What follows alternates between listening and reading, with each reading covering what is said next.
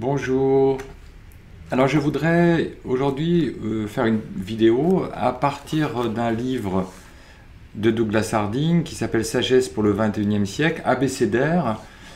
Donc c'est un livre que j'ai fait à partir de différents textes de Douglas Harding. C'est un abécédaire qui présente des mots essentiels de son travail comme vide, accueil, conscience, etc. Et donc, je voudrais faire des petites vidéos sur certains de ces mots-clés pour l'enseignement de Douglas Harding.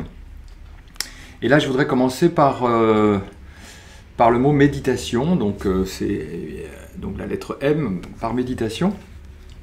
Parce que Douglas Harding appelait très souvent, en fait, sa pratique méditation, et en particulier méditation pour la place du marché, Meditation for Marketplace.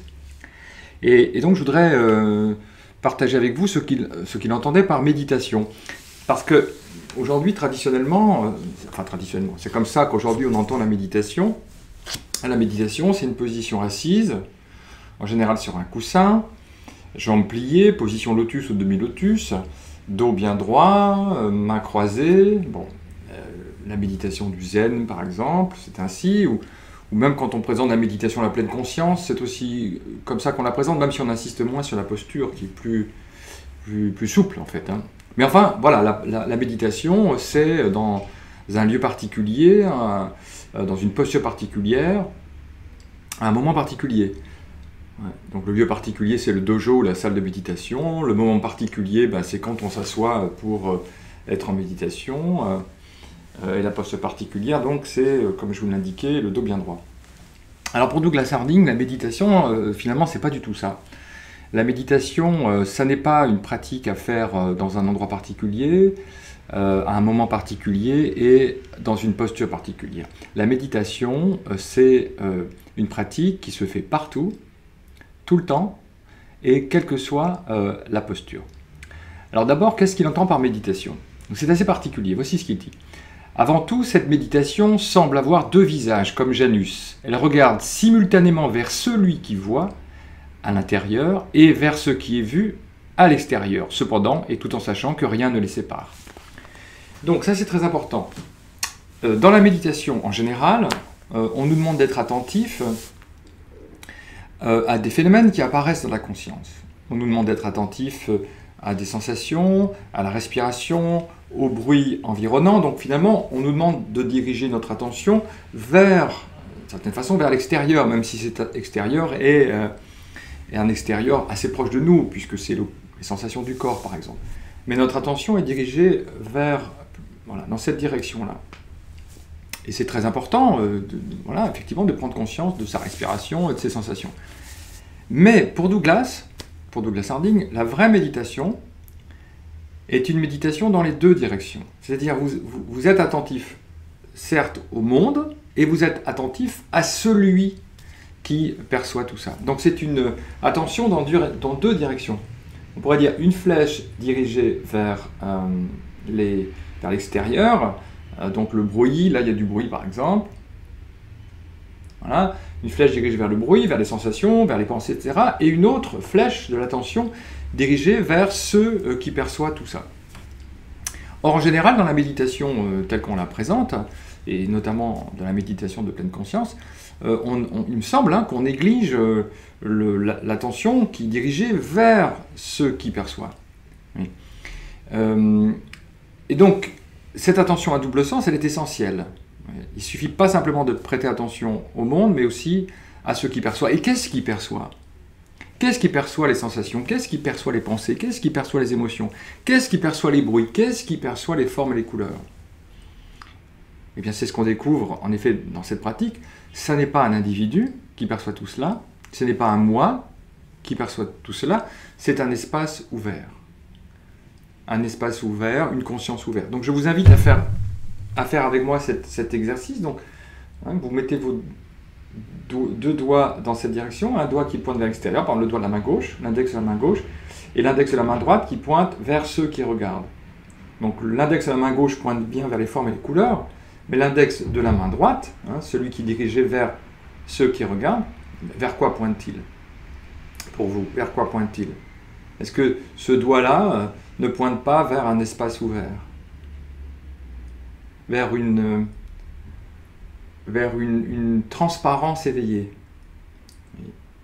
Donc la vraie méditation pour Douglas, c'est d'être attentif à la fois à tout ce qui apparaît et aussi à l'espace dans lequel tout cela apparaît. La vraie méditation, c'est de prêter attention au plein et au vide, les deux ensemble. Et les deux ne sont pas séparés, c'est ce que dit la phrase. L'intérieur et l'extérieur sont un, il n'y a pas en réalité d'intérieur et d'extérieur, parce que vous ne pouvez pas trouver de frontière entre le monde qui apparaît et l'espace qui accueille ce monde. Vous ne pouvez pas trouver de frontière entre les sons qui apparaissent et le silence qui les écoute. Les deux sont un, donc il n'y a pas de dualité. Donc la vraie méditation, voilà, c'est ça. C'est pas simplement être attentif aux sensations, mais à l'espace dans lequel elles apparaissent. Ce n'est pas simplement être attentif aux sons, mais au silence dans lequel ils apparaissent.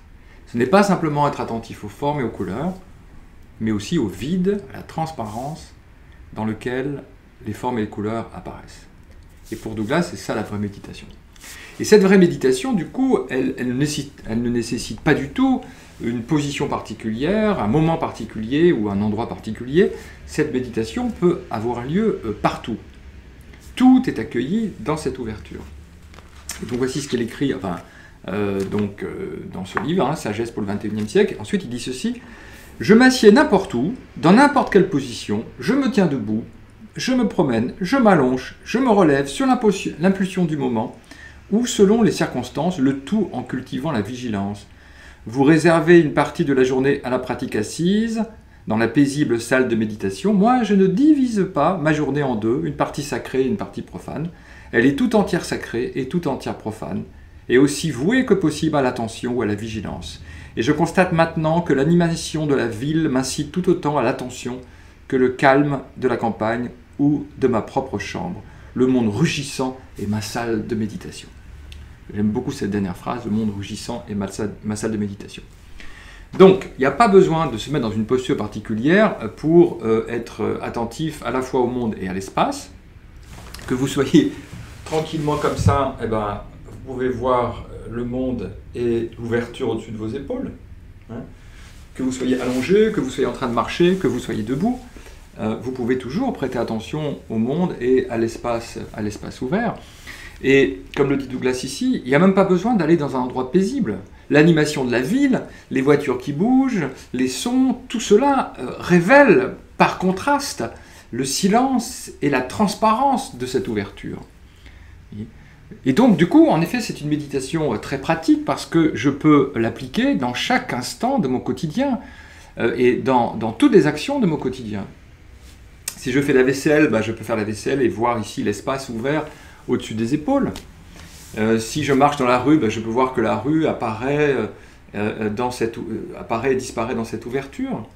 S'il y a des oiseaux qui chantent, je peux voir que les oiseaux chantent dans le silence. S'il y a des bruits de voiture, je peux voir qu'ils apparaissent dans l'ouverture, etc. Donc aucune occupation, aucune action, aucun lieu, aucun moment n'est un obstacle à la méditation. Au contraire.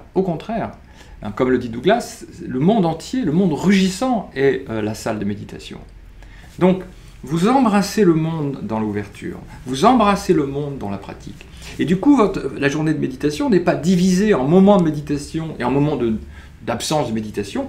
Tout devient une occasion pour méditer, tout devient une occasion pour s'éveiller à sa vraie nature. Tout est sacré et tout est profane, puisque tout est l'occasion de prendre conscience de cette merveille qu'est cette conscience éveillée, que vous découvrez en cet instant au-dessus de vos épaules. Et cette méditation, dit Douglas, ne nous conduit pas à vivre des expériences mystiques, de crête, des extases, parce qu'on ne pourrait pas fonctionner si on était constamment en extase. Sans doute, des extases peuvent arriver, mais elles ne sont pas essentielles, elles arrivent et elles passent. Voici ce que dit Douglas: cette méditation n'est certainement pas une expérience mystique ou religieuse en elle-même, pas non plus une expérience euphorique, une dilatation soudaine dans l'amour universel ou la conscience cosmique, ni aucune sorte de pensée, de sentiment ou d'intuition. Bien au contraire, c'est absolument sans caractéristique, sans couleur, neutre, c'est plonger son regard dans la source pure, immobile, calme, transparente, et simultanément, à partir d'elle, dans le monde mouvant et turbulent, sans être pris par ce monde. Vous voyez, donc il ne faudra pas s'attendre, si vous voulez, que la méditation nous fasse connaître, cette méditation à deux directions. Donc il ne faudra pas s'attendre à ce que cette méditation nous fasse vivre sur des sommets mystiques.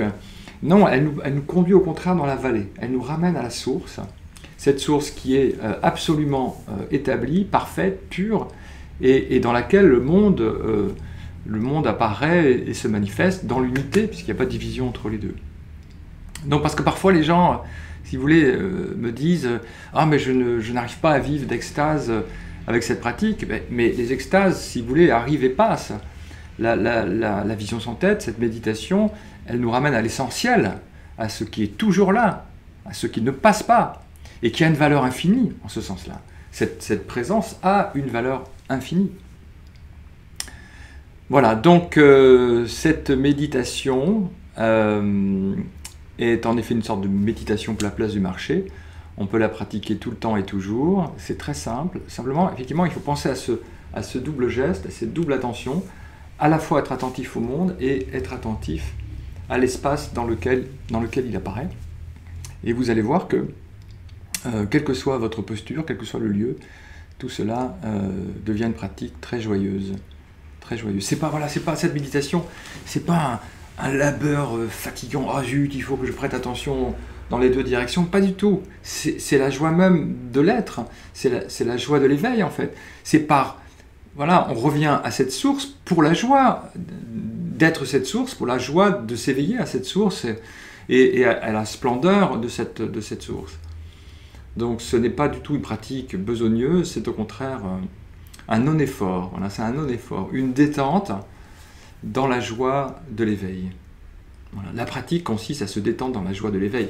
Voilà, pas mal, non?